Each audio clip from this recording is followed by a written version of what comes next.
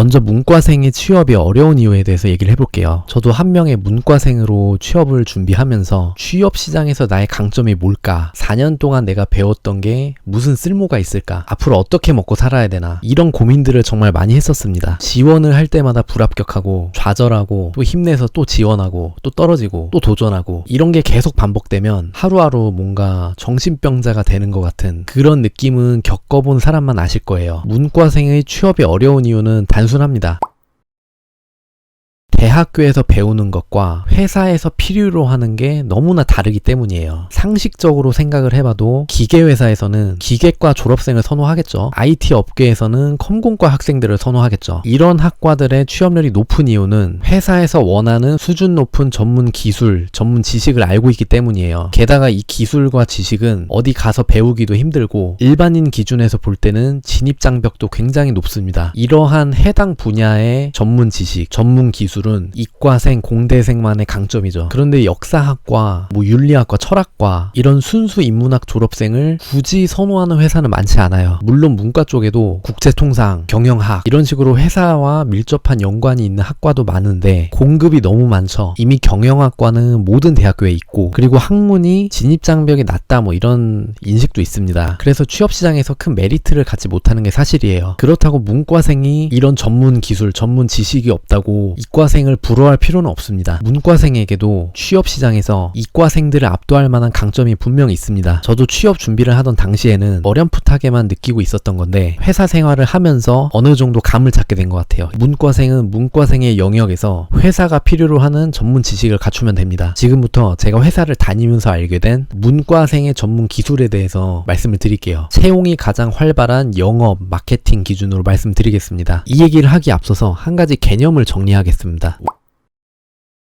우리가 회사 입사를 하면 회사에서는 우리에게 수많은 업무를 부여합니다. 회사가 던져주는 이러한 업무들을 한번 분류를 해볼게요. 기준이야 다양하겠지만 저는 여기서 사무적 업무인지 기획적 업무인지를 기준으로 해가지고 분류를 해보겠습니다. 사무적 업무는 어떤 업무냐면 회사라는 조직이 원활하게 돌아가는, 유지되는 것과 관련된 업무들입니다. 흔히 말하는 서류 작업뿐만 아니고 예를 들면 CS팀이라면 고객 응대, 회계팀이라면 회계장부 정리, 영업팀이라면 견적 제출, 이렇게 회사의 구성원으로서 그 팀의 일원으로서 응당해야 되는 업무들 있잖아요. 그런 게 바로 사무적 업무들입니다. 이런 사무적 업무는 끊임없이 나한테 주어지는 일들을 반복적으로 처리를 하는 그런 개념이기 때문에 다소 수동적이고 반복적인 성향을 띱니다. 반면에 기획적인 업무를 한마디로 표현하자면 회사의 이윤을 끌어올리고 업무의 효율을 높이기 위한 계획을 수립하고 실천하는 것입니다. 예를 들면 신제품을 어떻게 마케팅할지, 고객을 어떻게 찾을지, 고객의 니즈를 어떻게 충족을 해서 이윤을 창출할지, 이렇게 머리를 싸매고 고민을 해야 되는 그런 업무들 있잖아요. 이런 게 바로 기획적인 업무입니다. 업무의 난이도가 높고 내가 내린 의사결정에 대한 책임이 따르며 그만큼 스트레스도 높습니다. 보통 신입사원이 입사를 하면 사무적인 업무로 커리어를 시작해요. 회사라는 거대한 기계에서 하나의 톱니바퀴로서 나에게 주어지는 업무들을 하나하나 해결해 나가는 겁니다. 그렇게 점차 연차가 쌓이면서 내 옆에 다른 톱니바퀴들은 어떤 일을 하는지도 알게 되고 나중에는 기계 전체가 어떻게 돌아가는지에 대해서 이해를 하게 되죠. 이때부터는 사무적인 업무를 넘어서 기획적인 업무까지 할 수 있는 능력을 갖추게 됩니다. 문과생의 강점이 되는 기술 첫 번째가 바로 이 기획 능력이에요. 회사는 사무적인 업무보다는 기획적인 업무에 보다 높은 가치를 부여합니다. 왜냐하면 사무적인 업무는 현상 유지만 할 뿐이에요. 하지만 기획적인 업무는 회사의 존재 목적이라고 할 수 있는 이윤 창출에까지 기여를 합니다. 말씀드린 대로 기획 업무는 어려워요. 기획 능력에 대한 자격증이 있는 것도 아니고 기계과 졸업생처럼 뭔가를 증빙할 수 있는 것도 없습니다. 그만큼 기획 능력을 갖추고 있는 인재는 취업 시장에 많지가 않아요. 회사 입장에서는 이런 기획 능력을 갖추고 있는 문과적 인재를 찾기가 되게 어려운 거죠. 그 다음으로 문과생의 강점이 될 수 있는 두 번째 기술로는 문제 해결 능력이 있습니다. 우리가 나중에 회사에 입사를 해서 일을 하다 보면 수많은 난관에 부딪히게 돼요. 예를 들면 뭐 매출을 올리는 방법, 경쟁사보다 우리의 제품이 더 돋보이게끔 하는 방법. 회사원들은 하루하루 이런 난관, 어려움을 해결하기 위해서 고민하고 나름의 솔루션을 제시하면서 이를 극복해 나갑니다. 그런데 이렇게 난관을 극복하는 방법에는 크게 두 가지가 있어요. 첫 번째는 임기응변, 임시 방편을 통해서 상황을 모면하는 게 있고, 둘째는 근본적인 문제를 파악하고 이에 대한 솔루션을 제시하는 게 있습니다. 이렇게 얘기하면 잘 와닿지 않으니까 예시를 한번 들어볼게요. 내가 영업부 팀장인데 매 분기마다 고질적인 매출 부진에 대한 어려움을 겪고 있다고 해봅시다. 임시 방편적인 방법을 쓴다라고 하면 뭐 예를 들어서 거래처 밀어넣기, 가격 후려치기, 특가 세일하기, 이런 방법으로 일시적으로 매출을 끌어올리는 방법이 있어요. 하지만 근본적으로 문제를 인지를 한다면 경쟁사 대비 우리 제품의 강점이 뭐고 약점이 무엇이고, 약점을 보완하고 강점을 부각시키는 방법이 무엇인지 고객의 마음을 사로잡는 그런 솔루션을 제시할 수도 있겠죠. 이러한 문제 해결 능력은 앞에서 말씀드린 기획 능력과 더불어서 회사에서 직원에게 요구하는 가장 높은 수준의 역량입니다. 회사는 이런 능력을 갖추고 있는 인재에 목말라하고, 그리고 이러한 인재상은 이과보다는 문과가 좀 더 가까워요. 기획 능력, 문제 해결 능력이 중요하다는 건 알겠는데 이것이 왜 문과생의 강점이 될 수 있을까요? 그 이유는 간단해요. 애초에 이러한 영역 자체가 문과생의 영역이기 때문입니다. 회사라는 조직에는 각자의 역할이 정해져 있습니다. 예를 들면 기계 전공자는 높은 기술적 지식을 갖추고 설계, 개발, 생산 이런 것들을 담당하죠. 반면에 영업 마케팅 팀은 이러한 기술들을 비즈니스로 연결하는 역할을 담당합니다. 한마디로 이과는 제작, 문과는 비즈니스예요. 문과생은 앞에서 말씀드린 기획 능력과 문제 해결 능력을 갖추고 회사의 이윤을 극대화할 수 있어야 됩니다. 계속 기계를 예로 들면 시장에 어떤 수요가 있고 이런 수요를 충족시키기 위해서 어떤 기계를 개발해야 되고, 시장 가격은 어느 정도가 적절하고, 고객은 어떻게 찾아서 어떻게 마케팅하고, 판매 전략은 어떻게 짜는지, 뭐 이런 일련의 과정들 있죠. 이러한 것들을 기획을 해서 최대한 많은 부가가치를 창출을 하고, 이것들을 진행하면서 직면하는 문제들을 문제 해결 능력을 통해서 하나하나 해결을 해가면서 수익을 극대화하는 게 바로 문과생의 영역이에요. 이것이 바로 회사라는 조직이 문과생 직원에게 부여하는 자연스러운 그런 역할 분담입니다. 그 다음으로 문과생의 기술 하나 더 말씀드릴게요. 바로 종합적 거시적 사고력입니다.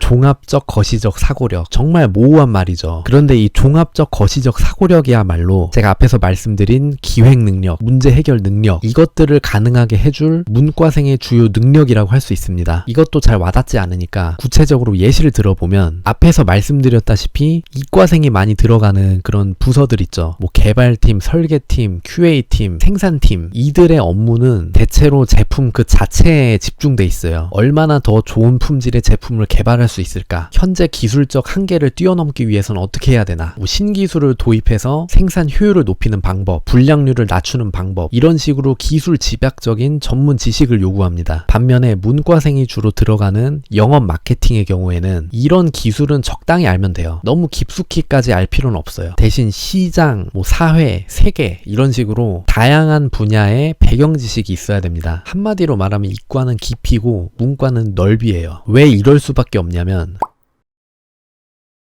회사의 존재 이유는 이윤 창출이죠. 그러니까 이윤 창출이라는 말이 뭔가를 고객에게 팔아야 된다는 말이에요. 고객에게 잘 팔기 위해서는 물론 좋은 제품도 필요하지만 고객에 대한 이해, 사회에 대한 이해가 정말 중요합니다. 그러니까 외국어를 비롯해서 정치, 경제, 뭐 사회 시스템, 회계, 무역 이런 다양한 배경 지식들을 종합해가지고 거시적인 사고를 할 수 있어야 돼요. 예를 들면 우리 회사의 제품을 뭐 저 멀리 중동 국가에서 좋아할까? 아니면 우리나라 노년층을 사로잡을 수 있는 그런 마케팅 방법에는 어떤 게 있을까? 뭐 환율 변동, 물류비, 관세 이런 것들을 고려했을 때 최적의 진출 국가는 어디일까? 뭐 이런 류의 문제들은 종합적이고 거시적인 사고가 있어야지만 다룰 다룰 수 있는 것들입니다. 뭐 B2B 업체나 건설, 조선, 플랜트 이런 산업도 마찬가지예요. 당장은 거대 회사가 나의 고객이지만 그 고객의 피라미드의 최상위층에는 일반인이 위치하고 있습니다. 그리고 이들을 가장 잘 이해하고 이에 대한 종합적인 거시적인 통찰력을 제시할 수 있는 사람은 이과생보다는 문과생이 조금 더 가깝습니다. 여기까지 말씀을 드리면 자격증에 대한 얘기를 빼놓을 수 없을 것 같아요.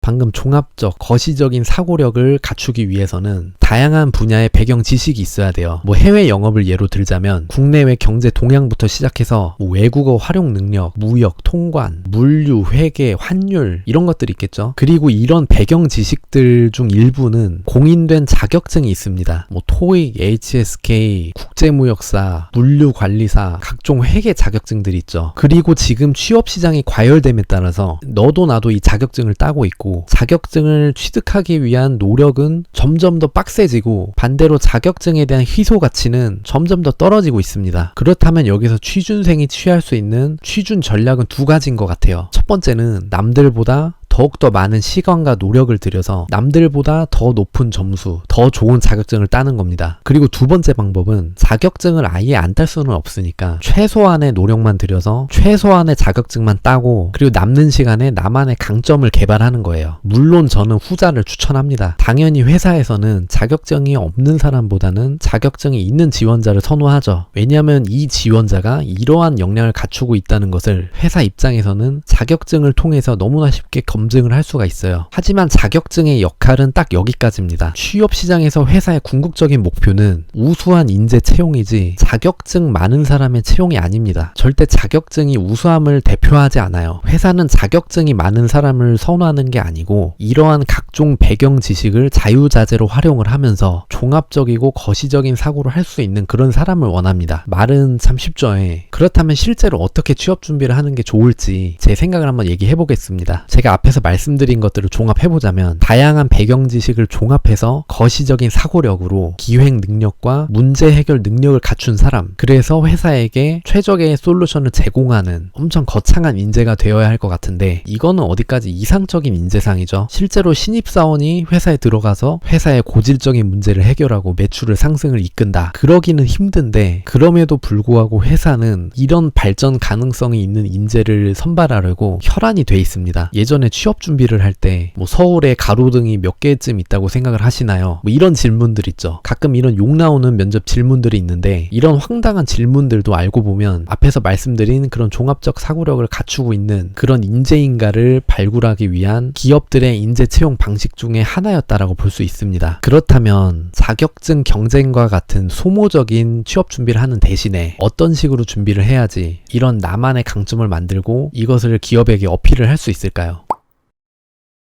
제 개인적인 경험에 비추어서 말씀을 드리자면 직접 일을 경험해 보시는 게 가장 좋습니다. 사실 기획 능력, 문제 해결 능력, 사고력 이런 말들은 일을 경험해 보지 않으신 분들은 절대 와닿지 않아요. 그리고 와닿지 않는 말들은 그냥 안 하느니만 못한 소음에 불과한 말입니다. 와, 우리 팀장님 기획력 장난 아니다. 문제 해결 능력, 돌파력이 장난 아니다. 와, 저 직원 사고력이 정말 깊다. 이런 감탄들 있잖아요. 이거는 실제로 일을 해봐야지만 알 수 있습니다. 그래서 가장 좋은 취업 준비는 제가 앞에서 말씀드린 그런 문과생의 강점을 키우겠다는 목표를 가지고 다양한 일을 경험해보면서 자기 개발을 하는 겁니다. 외국어를 예로 들어보면 토익 점수 중요하죠. 토익 점수 중요한데 토익 고득점을 받기 위해서 우리가 들이는 노력과 시간이 더 중요합니다. 이 노동력을 아껴서 차라리 해외 사이트나 해외 아티클을 통해서 해외 시장에 대해서 조사를 하고 자유롭게 외국인과 소통하고 비즈니스를 해보고 이런 경험에 나의 노력과 시간을 투자하는 게 훨씬 효율이 좋습니다. 이런 것들을 해보면 자연스럽게 나의 외국어는 점점 더 올라갈 것이고 영어 자격증은 자연스럽게 따라오는 거예요. 물론 집중적으로 토익 공부를 안 했기 때문에 고득점은 맞기 힘들지라도 토익 점수가 그렇게 높지 않더라도 나의 경험을 회사에서는 더 높게 쳐준다는 겁니다. 다른 자격증들도 마찬가지예요. 국제무역사, 물류관리사가 없더라도 실제로 어떤 물건을 수입해보고 전체적인 물류나 통관에 대한 프로세스를 이해하고 문제없이 이런 것들을 진행할 수 있는 사람, 이런 사람을 더 선호하는 겁니다. 그럼 여기서 이런 생각이 드실 거예요. 신입이 어디서 이런 일을 경험을 해보냐? 나 같은 신입은 어디서 경력을 쌓냐?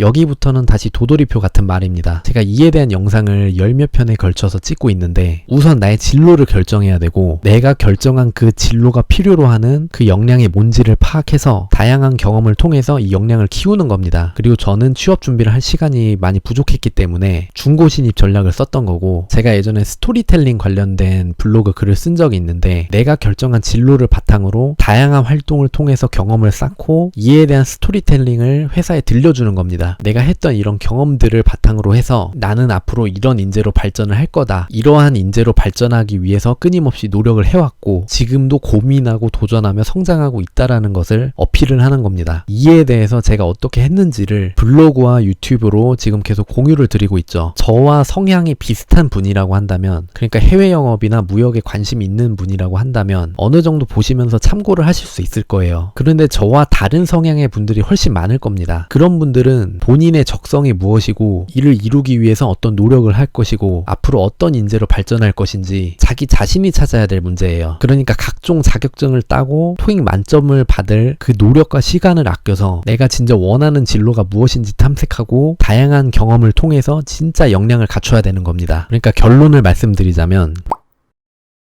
회사에서 원하는 인재상이 기획 능력과 문제해결 능력을 갖춘 인재라고 말씀은 드렸지만 이것은 회사에서 뿐만 아니고 취준생으로서도 굉장히 중요한 역량입니다. 예를 들어서 내가 가고 싶은 회사가 100 정도의 역량을 갖춘 지원자를 원하는데 내 역량은 10밖에 안 돼요. 문제를 정확하게 볼 줄 아는 사람이라면 이 회사가 원하는 인재가 무엇이고 내가 부족한 게 무엇인지를 알고 나의 부족한 점을 보완하기 위한 그런 방법들을 기획할 겁니다. 그런데 이런 문제 요점을 모르는 사람이라면 나의 부족한 게 뭔지도 모르고 그냥 내가 갖고 있는 10이라는 능력을 무슨 자소서, 면접 컨설팅 이런 거를 통해서 10이 100처럼 보이도록 뻥튀기를 시도하겠죠. 자소서 첨삭이나 면접 컨설팅 같은 취업 준비는 내가 이미 능력을 갖추고 있을 때 이것을 어떻게 돋보이게 하는지를 도와주는 방법이지, 능력이 없는 사람이 능력이 있어 보이도록 만드는 그런 마법 같은 게 아닙니다. 그래서 가장 중요한 것은 다양한 활동을 통해서 경험을 쌓고 내 능력을 쌓는 것이라고 말씀드리고 싶습니다. 취업 준비가 정말 쉽지 않아요. 저도 제 인생 가장 힘들었던 시기가 취업 준비를 하던 그 시기였는데 하루하루가 끝이 보이지 않는 터널 같은 그런 느낌이었죠. 그래도 나의 진로를 정하고 방향을 정해서 그 길로 하나하나 나아가는 과정이 그 당시에 그나마 큰 위안이 됐던 것 같습니다. 오늘 영상에서도 그렇고 예전에 중고신입 영상에서도 그렇고 일을 해가지고 나의 경험을 쌓고 나의 능력을 키우라는 말씀을 계속 드리고 있는데, 다음 영상에서는 자기 개발하기 좋은 회사를 고르는 방법에 대해서 한번 말씀을 드려보겠습니다.